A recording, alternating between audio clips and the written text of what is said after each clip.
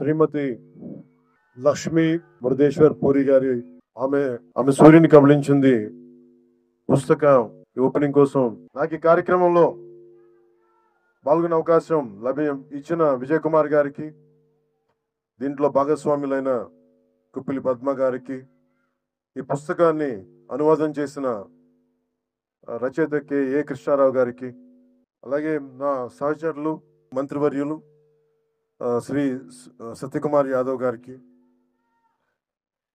వేదిక పైన ఆశీలైన ప్రతి ఒక్కరికి, ఇలాంటి పుస్తక ఓపెనింగ్కి సహజంగా ఇవి కొంచెం సాయంకాలాల పూట పెట్టుకుంటాం, కొంచెం అందరూ నిదానంగా వస్తారని. ఇంత పొద్దున్నే కూడా మీరందరూ వచ్చినందుకు మీ అందరికీ నా హృదయపూర్వక ధన్యవాదాలు, హృదయపూర్వక నమస్కారం. ఇక్కడ ఇందాక విజయ్ కుమార్ గారు చెప్పినట్టుగా ఇక్కడ నా గురించి నేను ఏం చెప్పుకోవాలో కూడా నాకే తెలియదు. నేను యాక్టరా, ఒక డిప్యూటీ సీఎం, పార్టీ హెడ్, నాకు ఏం చెప్పుకోవాలో నాకు తెలియదు. ఖచ్చితంగా ఒకటే చెప్పగలను, రచయిత అయితే కాదు, అంతవరకు చెప్పగలను. ఇందాక విజయ్ కుమార్ గారు చెప్పినట్టు. కానీ పుస్తకాలు ఏంటి పనిచేస్తాయి, ఎలా పనిచేస్తాయి మన మీద అనడానికి, books are the training weights for the mind. శారీరక దారుఢ్యాన్ని పెంచుకోవడానికి కసరత్తులు చేస్తాం, కానీ మానసిక దారుఢ్యాన్ని పెంచాలి అంటే, మానసిక పరిపక్వత రావాలి, లేదంటే విస్తృతమైన ఆలోచనాన్ని పెంపొందించుకోవాలంటే ఖచ్చితంగా పుస్తకాలు చదవాలి. ఇది నాకెవరో చెప్పిందో చిన్నప్పుడు కాదు, మా నాన్నగారు చదువుతూ ఉండేవాళ్ళు. ఆయన ఇంగ్లీష్ క్లాసిక్స్ కానీ తెలుగు రామకృష్ణ పరమహంస పుస్తకాలు చదువుతూ ఉండేవాళ్ళు. అలా నాకు అలవాటైంది. అలాగే మా అమ్మ చెప్పిన నవల మొట్టమొదటిగా ఒకటి నాకు చందమామ చదివేవాడిని. అంటే ఇవన్నీ ఎందుకు చెప్తానంటే, పుస్తకం ఎందుకు గొప్పదని చెప్పడానికి, లక్ష్మీపూరి గారి గురించి చెప్పడానికి ముందు కొంచెం ఇంట్రొడక్షన్ అవసరం కాబట్టి చెప్తాను. ముందు పుస్తకాల గురించి. మా అమ్మ నాకు ఇచ్చిన పుస్తకం ఒకటి చివరకు మిగిలేది. అది మా అమ్మ ఇచ్చింది. మా అమ్మ పెద్ద కూర్చోబెట్టి కాలేజీ ఏం చదువుకోలేదు, కానీ ఆవిడ 7th 8th ఆపేసింది, కానీ ఆవిడ చదవడం ఆపలేదు మా అమ్మ. మా నాన్నగారు కూడా అంతే. సో ఇంట్లో పెద్దలు చదివితే సహజంగానే ఆ వాతావరణంలో ఉండే సహజం ఇష్టం అది నాకు వచ్చింది. ఇందాక సత్యకుమార్ గారు మాట్లాడుతూ పవన్ కళ్యాణ్ ఏదైనా ప్రభావం ఉంటుంది సమాజం మీద పుస్తకం అంటే, నాకు కంప్లీట్గా నేను భారతీయ మన ఆలోచన విధానంతో ఆర్ఎస్ఎస్ లాంటి ఒక బలమైన దేశభక్తితో కూడిన ఆర్గనైజేషన్ నుంచి వచ్చిన మాకు అసలు చెగివేరా అంటే కమ్యూనిస్ట్ యోధులు అంటే మాకు పడదు. అలాంటిది ఏదో ఒక సినిమాలో పెడితే మేము ఏంటని నేను చదివాను, తెలుసుకున్నానంటే ఇవన్నీ ఏంటి నేను ఎట్లా ఆలోచిస్తానంటే, నాకు దేశభక్తి ఎవరు చెప్పక్కర్లేదు. దేశభక్తి it should be an innate responsibility for anyone who is born in this country, to the matter anyone in which ever country they were born. అది బేసిక్. దాని గురించి మనం చెప్పించుకుంటున్నామంటే మనం సరిగ్గా లేవు, దృష్టి పెట్టట్లేదు. అలాగే నేను జడ్జిమెంట్ చేయను, whether I'm leftist or rightist. నేను ఎప్పుడు జడ్జిమెంట్, నేనేమని చెప్తానంటే సమతుల్యత, ఇట్స్ అ బ్యాలెన్స్. ప్రపంచం మనం కూర్చోబెట్టి మన ఎక్స్ట్రీమ్ లెఫ్ట్ ఎక్స్ట్రీమ్ రైట్ అంటే పనిచేయదు. సో నేను అందుకని ఈరోజు నేను పాలిటిక్స్కి వచ్చినా, పుస్తకాలు చదివినా, అది ఎవరికో చెప్పడానికో ఈరోజు పంచుకున్నాను. కానీ నా ఆలోచన ప్రతిసారి ఏముంటుంది, నేను మన విజయవాడ ఇలాంటి వచ్చినప్పుడు నేను కమ్యూనిస్టులతో మాట్లాడతాను, లేదంటే రైట్ వింగ్ మారిపోయాడు ఇట్లాంటి. నేను ఎప్పుడు అట్లేదు, ఎప్పుడు ఒకటేలా ఉన్నాను. కాదేనంటే నేను ఎప్పుడు ఆ బ్యాలెన్స్ని చూసుకుంటా ఉన్నాను. సో ఉదాహరణకి చిటా గ్యాంగ్ విప్లవ వీరులది కానీ, ఒక చంద్రశేఖర్ ఆజాద్ కానీ, అలాగే మొత్తం కూర్చోబెట్టి గజనీ మహమ్మద్ మనకి దాడులు కానీ, ఇవన్నీ ఒకటే కాలంలో ఒక 7-8 years టైంలో అటు కమ్యూనిస్ట్ చరిత్ర చదివాను, భారతీయ సంస్కృతి మీదుగా చదివాను.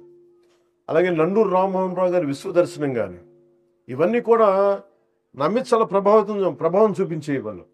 సో పుస్తకాల మీద నాకు ఒక అపరిమితమైన ఎందుకు ఇష్టం. చిన్నప్పుడు వెతికాను, మెడ్రాస్కి వెళ్తే హిగిన్ బోథామ్స్ అనో, లేదంటే ల్యాండ్ మార్క్లో, ఇక్కడికి వచ్చిన తర్వాత యుఎస్కి లాంటి వెళ్తే బాన్స్ అండ్ నోబుల్స్ అని అలాంటి పుస్తకాలకి వెళ్ళి వెతికేవాడిని పుస్తకాల కోసం, తపన పడతాను పుస్తకాల కోసం. ఇదంతా దేనికి చేస్తానంటే to understand each other culture, మనం వేరే సంస్కృతిని అర్థం చేసుకోవటం. అన్ని జీవితాలను మనం బతకలేం, కానీ ఒక్కొక్క పుస్తకంలో రాసే జీవితం దానికి సంబంధించిన అంశాలు మనల్ని చాలా ప్రభావితం చూపిస్తాయి. అలాగే మనకి పొద్దున్నే చదువుతా నేను వనవాసి అనే విభూతి భూషణ్ బందోపాధ్యాయ గారిది వనవాసి పుస్తకం చదువుతూ వచ్చా. ఆ దాంట్లో అది ఏముంటుందంటే అది తెలుగు ట్రాన్స్లేషన్. అలాంటిది ఆయన గురించి చదువుతా ఉంటే మనకి 1914-20లో ఎలా ఉండేది కలకత్తా, అప్పుడు పరిస్థితులు ఏంటి, అప్పుడు ఆలోచన విధానం ఎలా ఉండేది, ఇట్లాంటివన్నీ మనకి చాలా అవగతం అవుతాయి, చాలా అర్థం అవుతాయి. అలాంటిది మనకి ఈ రోజున మేడం లక్ష్మీ ముద్దేశ్వరపురి గారు రచించింది ఆమె సూర్యుని కబళించింది అనే పుస్తకం. అంతకుముందు కొంత అవగాహన ఉంది, కానీ ఈరోజు మరి తెలుగులో తిరిగేస్తా ఉంటే నాకు ఒకటే అనిపించింది, ఆమె సూర్యుని కబళించింది అంటే నాకు ఎంత శక్తి ఉండాలి. ఎవరు సూర్యుని కబళిస్తారు?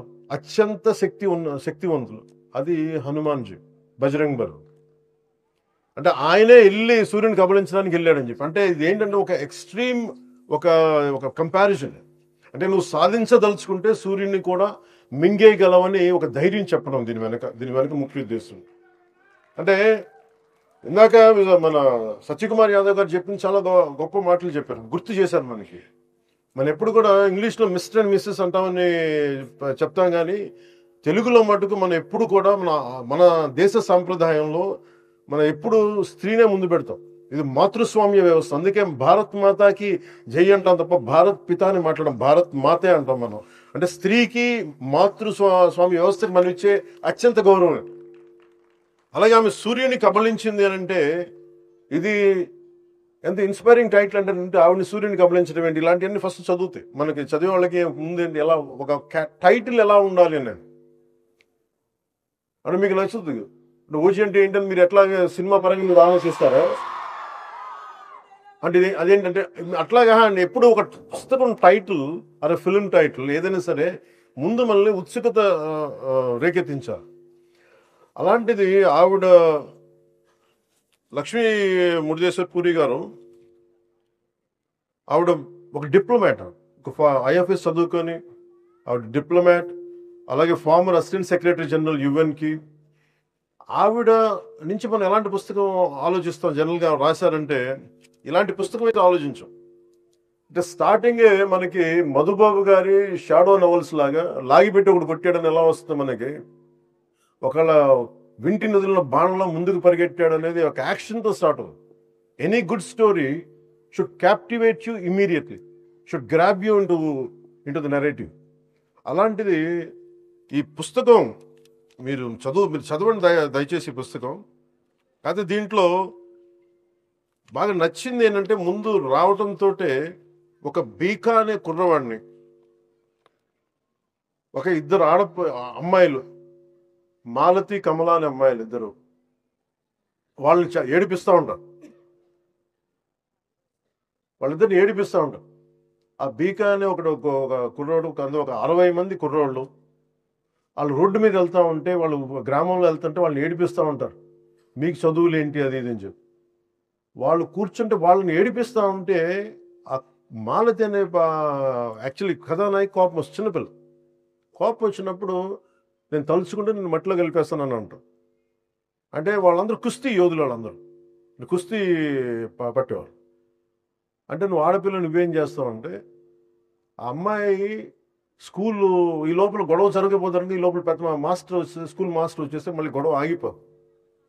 గొడవ ఆగిపోయిన తర్వాత తను అవమానం చేసిన వాడిని వదలదు అమ్మాయి. నువ్వు ఎలారా మాట్లాడుతావు, నాకు శక్తి లేదని ఎలా అంటావు అని చెప్పి మాలతి ఏం చేస్తుంటే కూర్చోబెట్టి మళ్ళీ ఛాలెంజ్ చేస్తుంది, నువ్వు రారా ఇది కొట్టడానికి సిద్ధం అని చెప్పి. స్కూల్ అయిపోయిన తర్వాత వచ్చి, ఇదంతా ఎప్పుడు జరుగుతుంది, స్వాతంత్ర సమయం అంటే before pre independence time. So అమ్మాయి వచ్చి చాలా తనకంటే ఎత్తైన వాడిని, తనకంటే బలమైన వాడిని, వాళ్ళు కుస్తీలతో లంగోటీలు కట్టుకున్న అలాంటి వాళ్ళని ఒక 60 మంది అబ్బాయిల మధ్య ఆడపిల్ల వచ్చి ఎలా కొడద్దంటే పాపం అమ్మాయిని కొట్టేస్తారు, ముందు ముక్కులోంచి రక్తం వస్తూ ఉంటుంది. అలాంటిది అమ్మాయి 2 దెబ్బలు తట్టుకొని కింద పడి లేచి ఒక్కసారి రాముడు రావణాసురుని ఎలా కొట్టాడో నాభి మీద కొట్టాడు అన్నట్టుగా ఒకసారి గుర్తు తెచ్చుకొని ఒక్క పిడికిలి బిగించి సోలార్ ప్లెక్సెస్ మీద గట్టి దెబ్బలు 5-6 కూడా ఉంది. వాడు అలా కింద పడి కూలు పడిపోతాడు. దీంతో స్టార్ట్ అవుద్ది మాలతి క్యారెక్టర్, ఈ ఆమె సూర్యుని కబళించింది అనేది. అంటే this shows the amazing writing ability and of madam Lakshmi Murudeshwarapuri గారు. And it is so captivating, madam. The very opening pages are so captivating. It immediately drags it, immediately pulls you to finish the reading at one go. And you have done a fabulous job. దీంతో మనకి ఇది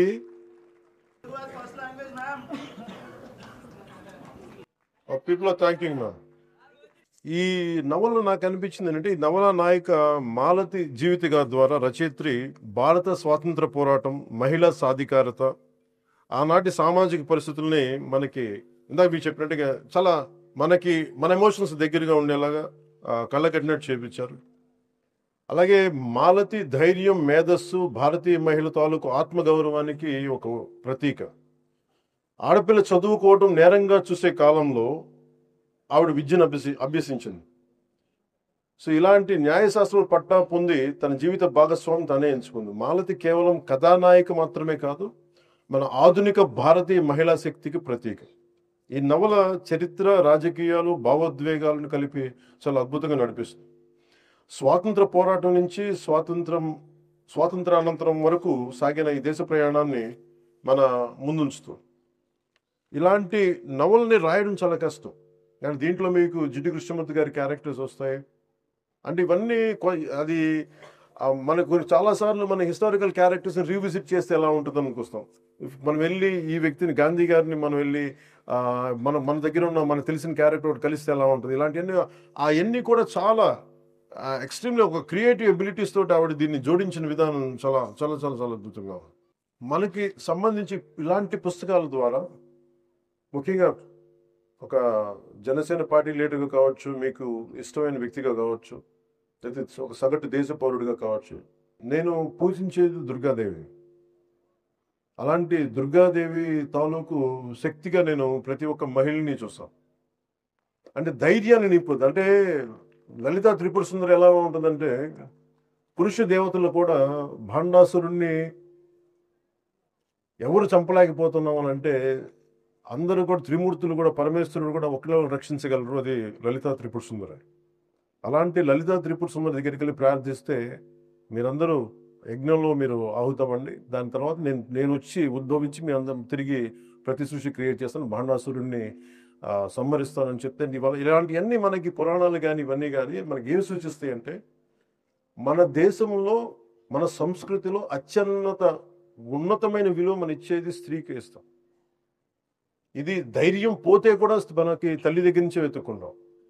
అలాంటి చోట నేను జనసేన పెట్టినప్పుడు మన మహిళా విభాగానికి ఏం పేరు పెట్టాలంటే ఝాన్సీ వీర మహిళ అని పెట్టి. ఎందుకంటే స్త్రీ అంటే నాకు కూర్చోబెట్టి పొలిటికల్ పార్టీస్లో మనకి పొలిటికల్ పార్టీ జనరల్ అంటే మహిళా విభాగం ఉంటుంది. నాకేంటంటే మహిళ అంటే మహిళ కాదు, అవసరం వస్తే నాకు మన మేడం లక్ష్మీ గారు మురళీశ్వరి పూరి గారు అసలు ఆమె సూర్యుని కబలించిందిలో మహిళలాగా ధైర్యంగా నిలబడే మహిళ ఉండాలి.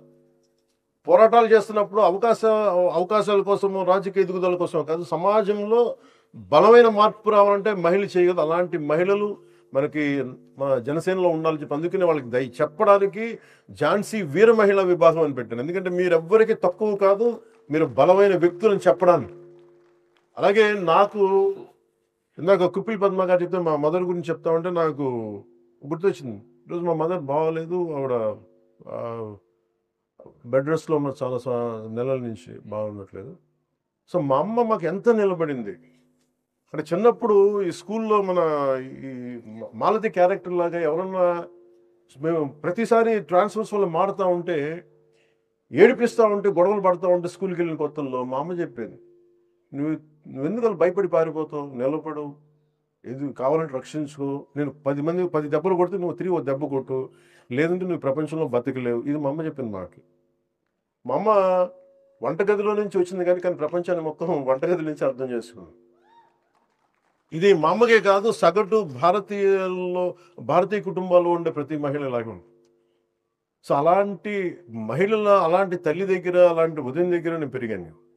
సో అందుకని నేను సంపూర్ణమైన విశ్వాసంతో, సంపూర్ణమైన నాకు మహిళ 33% రిజర్వేషన్ మన ప్రధానమంత్రి గారి నేతృత్వంలో ఎన్డీఏ ప్రభుత్వం ఈరోజు మనకి తీసుకొచ్చింది. త్వరలో అది ఏదో రాబోయే సంవత్సరాలు అది అమలు అవుతుంది. ఈ లోపల మనకు కావాల్సింది మీరు నిజంగా ట్రూ ఉమెన్ ఎంపవర్మెంట్ అంటే మనం కూర్చోబెట్టి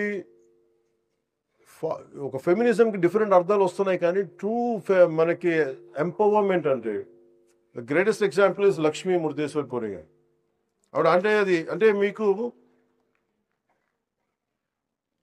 ఆవిడ ఆవిడ ఒక అంటే ఆవిడ రచయితను అర్థం చేసుకోవాలి మనం.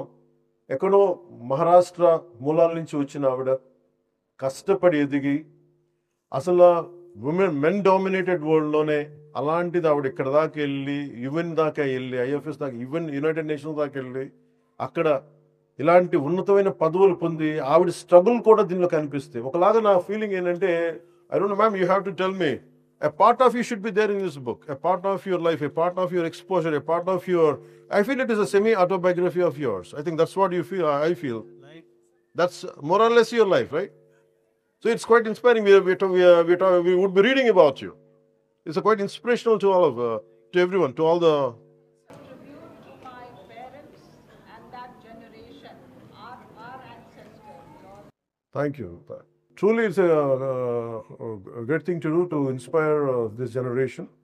అండ్ మీ అందరికీ కూడా మనస్ఫూర్తిగా హృదయపూర్వక ధన్యవాదాలు చెప్పుకుంటూ ఈవిని కలవడానికి మా జనసేన పార్లమెంట్ సభ్యులు వల్లభనేని బాలశౌరి గారు దీన్ని ముందుకు తీసుకొచ్చారు. అలాగే పుస్తక ప్రేమికులు అవనగడ్డ శాసనసభ్యులు శ్రీ మండల బుద్ధప్రసాద్ గారు. ఎందుకంటే నేను ఓపెన్ చేయడం కంటే కూడా ఆయన చేతుల మీదుగా ఓపెన్ చేసే దానికి వచ్చే అందం వేరు, దానికి వచ్చే ఒక బ్యూటీ వేరు దానికి. అందుకనే ఆయన చేత నేను పట్టుకున్నాను, కానీ బుద్ధప్రసాద్ గారి చేతే ఫస్ట్ దాన్ని ఓపెన్ చేయించాను.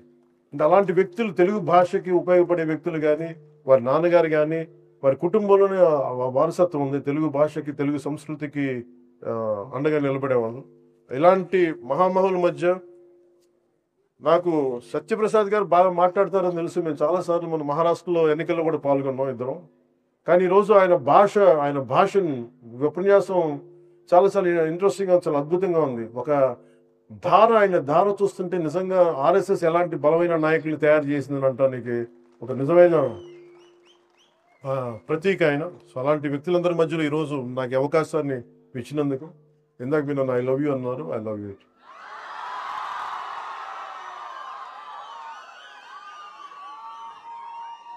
మీ అందరికీ మరోమారు ధన్యవాదాలు తెలుపుకుంటూ ఇంత పొద్దున్నే వచ్చి శుభాకాంక్షలు తెలియజేసినందుకు ఈ అవకాశాన్ని, అలాగే కృష్ణారావు గారికి చెప్పాలి. కవి సీనియర్ జర్నలిస్టు అప్పారసు కృష్ణారావు గారి గురించి ఒక గొప్ప పుస్తకం రాయొచ్చు, కానీ దానిని తెలుగులో అదే స్థాయిలో అనువదించాలంటే చాలా చాలా కెపాసిటీ కావాలి, అంటే చాలా దగ్గరగా తీయాలి. సో వారికి నా ప్రత్యేక ధన్యవాదాలు తెలుపుకుంటూ మీ అందరికీ పేరు పేరున మీ అందరికీ హృదయపూర్వక ధన్యవాదాలు తెలుపుతూ సెలవు తీసుకున్నాను. జై భారత్, జై హింద్.